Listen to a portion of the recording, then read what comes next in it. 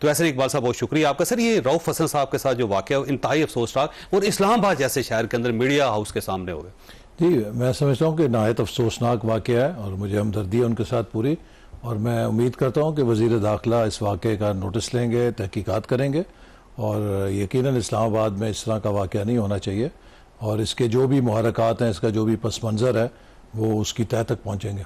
वैसे तो कहा जा रहा है कि ये 4 लोग हैं, वो ख्वाजा सरा हैं। जिस तरह अगर फुटेज में देखा जा रहा है कि उन्होंने बाकायदा उन्हें इंगेज किया, फिर उसके बाद उन्हें ज़ख्मी किया, ज़ख्मी करने के बाद कोई एक साहब है जो फुटेज बना रहे हैं, फिर उसके बाद वो गाड़ी में बैठ के चले गए।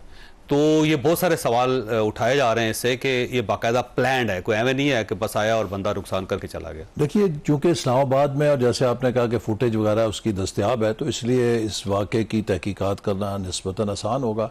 तो मैं उम्मीद करता हूँ कि वज़ीर दाखिला इस चीज़ का नोटिस लेकर जो भी हक़ाइक़ हैं वो कौम के सामने लाएंगे। तो गवर्नमेंट की जिम्मेदारी नहीं है आप, क्योंकि पाकिस्तान तहरीक इंसाफ ये कह रही है कि गवर्नमेंट ने करवाया जो कुछ करवाया। नहीं, हुकूमत तो बिल्कुल किसी किस्म की इंतकामी कार्रवाई में ना दिलचस्पी रखती है, ना हमारा ये तरीक़ेकार है, और अल्लाह का शुक्र है कि हुकूमत अब ठीक चल रही है और हमें कोई ऐसी कार्रवाइयाँ करने की ज़रूरत नहीं है। हम जमहूरी लोग हैं, हमने झूठे मुकदमों में अगर हम PTI के तर्ज अमल पर चलते तो आज PTI की जितनी सफ़े अव्वल की लीडरशिप है, ये सब की सब नैब के ज़रिए जेलों के अंदर होती।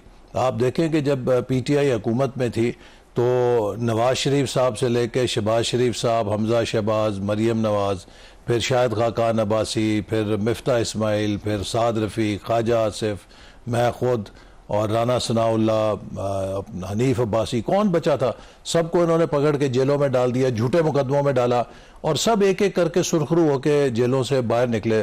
तो हमने तो इस किस्म के झूठे मुकदमे किसी के ऊपर नहीं बनाए। लेकिन 9 मई के बाद आप देख लें, पाकिस्तान तहरीक इंसाफ का कोई शख्स बाहर नहीं बचा था, या वो ज़ेर ज़मीन थे या फिर जेलों के अंदर थे या वो पार्टी छोड़ के चले गए। तो जो कुछ पाकिस्तान तहरीक इंसाफ ने 4 सालों में किया था, आपने एक हफ्ते में कर लिया उससे। देखिए, 9 मई का एक ऐसा वाकया है कि 9 मई का वाकया अगर अमेरिका में भी हो या बरतानिया में हो तो जो कुछ हमने किया इससे ज़्यादा सख्त सज़ा मिले वहाँ पे। हमारे यहाँ तो अदालतों में हर किसी को रिलीफ मिल जाता है। अमेरिका ने उन लोगों को रिलीफ नहीं दिया कि जिन्होंने कैपिटल हिल के ऊपर जाकर हमला किया था। बरतानिया ने उन लोगों को रिलीफ नहीं दिया कि जिन्होंने वहाँ पर सड़कों के ऊपर आके आर्सन किया था।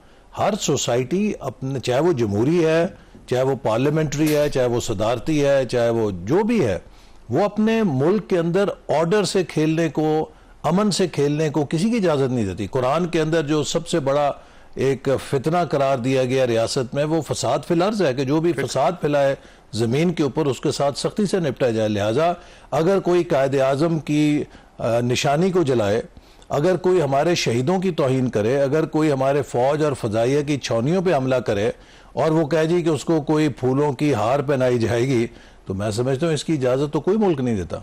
अच्छा सर, देखें, एक शायर अहमद फरहाद जो आज तक गायब है, मिसिंग पर्सनस में है, उसी वजह से इस्लामाबाद हाई कोर्ट के अंदर केस भी चल रहा है। आज बल्कि सेक्रेटरी दिफा को पेश होना था लेकिन वो नहीं हुए, और आज अटॉर्नी जनरल साहब ने यकीन दिलवाया कि 3-4 दिनों के अंदर वो रिहा भी हो जाएंगे, उनको पहुंचाया जाएगा। तो पाकिस्तान जैसे मुल्क के अंदर लोगों को उठाया जा रहा है और जो लोगों को उठाया नहीं जा रहा उनके ऊपर ब्लेड मारे जा रहे हैं, उनको जख्मी किया जा रहा है। तो ये स्टेट कहाँ पर खड़ी है इस वक्त? देखिए, मेरा नहीं ख्याल, अभी ये तो उनको अगर पेश होंगे पता चलेगा और उसके बाद हकायक लोगों के सामने आएंगे। चूँकि मामला अदालत के ज़ेर गौर है तो इस पर कोई बात करना मेरे लिए मुनासिब नहीं होगा।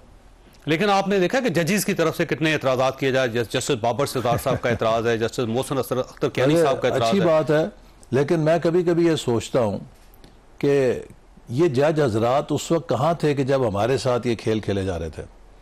आपको मालूम है कि इमरान खान ने एक जुम्बश कलम के साथ पंजाब के 50,000 बल्दियाती नुमाइंदों को घर भेज दिया और उसके बाद वो पिलर टू पोस्ट अदालतों में, हाई कोर्ट ने उनका मुकदमा लिया, 1 साल के लिए कोल्ड स्टोरेज में लगा दिया। वो भला हो काजी फायज ईसा साहब का कोई पेशावर का केस था, उसके ज़िमन में इन्होंने इस केस के बारे में हिदायत जारी की कि इसको पुटअप किया जाए चीफ जस्टिस को।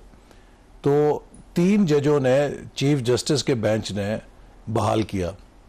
7 महीने तक इमरान साहब ने और बुज़दार साहब ने सुप्रीम कोर्ट के उस फैसले को जूतियों के नीचे रौंदा, लेकिन सुप्रीम कोर्ट में इतनी हिम्मत नहीं थी कि इमरान खान साहब से पूछें कि जनाब मेहरबानी करके हमारे फैसले पे अमल दरामद कर दें। बल्कि वो कुछ मेंबर्स पहुंचे कंटेम्प्ट ऑफ कोर्ट की पिटीशन लेके, वो भी गैर मुय्यना मुद्दत के लिए लगा दी। यानी कि आप मुझे बताएं कि जब ये सारे झूठे मुकदमे बन रहे थे और हमारी तो जो पेशियां थी, आजकल तो इनको मिल जाती हैं इमरान खान साहब को, जिसे कहते हैं ना ईमान बिल गैब, कि कलेक्टिवली जी केस जो हुआ है वो उसमें भी बेल, जो आइंदा होंगे उसमें भी बेल। और अगर फिर समाअत होती है, अच्छा जी हम रात 8 बजे तक आपका इंतजार करेंगे, अजी खान साहब नहीं आए, जाइए पूछिए वो आ रहे हैं, तशरीफ ला रहे हैं कि नहीं ला रहे, कभी उन्हें मर्सिडीज भेजी जा रही है। ये मकसद अदलिया यही थी ना, यही हाई कोर्ट थे, यही सुप्रीम कोर्ट थे। तो जब हमारे साथ वो पूरा जुल्म और जबर हो रहा था, हमें जिन जेलों के अंदर डाला गया, बिला वजह हमारी किरदार कुशी की गई, हम तो जब आते थे जमानत की दरख्वास्त लेने महीने महीने की पेशी पड़ती थी, या तो रोजाना की बुनियाद पर समाअत होती है। मेरा कहने का मकसद है कि काश आज अदलिया में जो जज्बा हुर्रियत है उसकी हम कोई अक्स उस वक्त भी देखते हैं, उस वक्त तो नहीं। लेकिन हैविंग सेड दिस, मैं समझता हूं कि पाकिस्तान इस वक्त जहां खड़ा है, हम एक चीज अफोर्ड नहीं कर सकते, वो इदारों के दरमियान किसी किस्म की माजराई। देखिए पाकिस्तान अभी ब्रिंक से रिकवर कर रहा है। IMF के साथ हमने एक मुआहदा खत्म किया जो इमरान खान साहब करके गए और खुद ही उसको पाश पाश करके गए, तबाह करके गए, जिसकी कीमत पाकिस्तान ने अदा की कि डिफॉल्ट होने लगा था। उसको हमने अपनी पॉलिटिकल कॉस्ट पे बचाया। अब हम एक नए एग्रीमेंट में जाने के लिए दाखिल हैं। क्यों जाने के लिए दाखिल हैं? इसलिए कि उसके अलावा कोई ऑप्शन नहीं है हमें, अगर स्टेबलाइज होना है। पाकिस्तान अगले 5 सालों में किसी किस्म की बेयकीनी, किसी किस्म के अदम इस्तेकाम, किसी किस्म के पॉलिसी डिसरप्शन का अफोर्ड नहीं कर सकता निशाना बनना। जो भी कोई, और रूल ऑफ लॉ क्या है? देखिए रूल ऑफ लॉ का मकसद होता है सोसाइटी में ऑर्डर, अमन, इस्तेकाम कायम करना।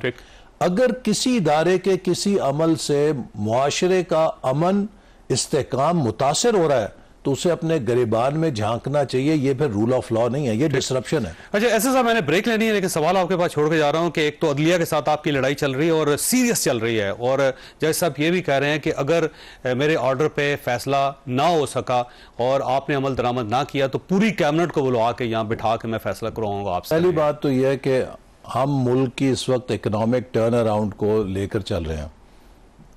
जो भी कोई पाकिस्तान की या किसी मुल्क की मईशत को स्टेबलाइज करना चाह रहा हो, उसमें इतनी अकल भी होती है, समझ भी होती है कि हमें मुल्क के अंदर पीस एंड ऑर्डर चाहिए। तो लिहाजा हमारा मफाद तो यह है कि मुल्क के अंदर इस्तेकाम हो, मुल्क के अंदर स्टेबिलिटी के साथ हम अपने इकनॉमिक एजेंडे को आगे लेके जा सके। तो हमारी अदलिया के साथ कोई लड़ाई नहीं है, हम अदलिया का एहतराम करते हैं और हम उम्मीद रखते हैं। देखिए जावेद चौधरी साहब, आपको पता है कि इमरान खान की और PTI की हमेशा से एक हिकमत अमली रही है। 2013-18 में भी इन्होंने ये किया कि 2017 में अदलिया का कंधा लेके फायर किया नवाज शरीफ साहब पे, और वो आज तारीख के अंदर जो अदलिया के फैसले हैं नवाज शरीफ साहब की नाअहली के, उनको पार्टी की सदारत से हटाने के, मुस्लिम लीग नून के खिलाफ जो इंतकामी फैसले हुए, आज कोई शख्स उनका दिफा नहीं कर सकता और वो बदनुमा धब्बे हैं अदलिया के चेहरे के ऊपर। लेकिन PTI ने सुप्रीम कोर्ट का कंधा इस्तेमाल किया अपनी सियासी जंग के लिए। आज फिर PTI जब सियासी मैदान में चित हो चुकी है तो वो कोशिश कर रही है कि अदालत के कंधे इस्तेमाल करके अपनी सियासी मकासद को हासिल करे।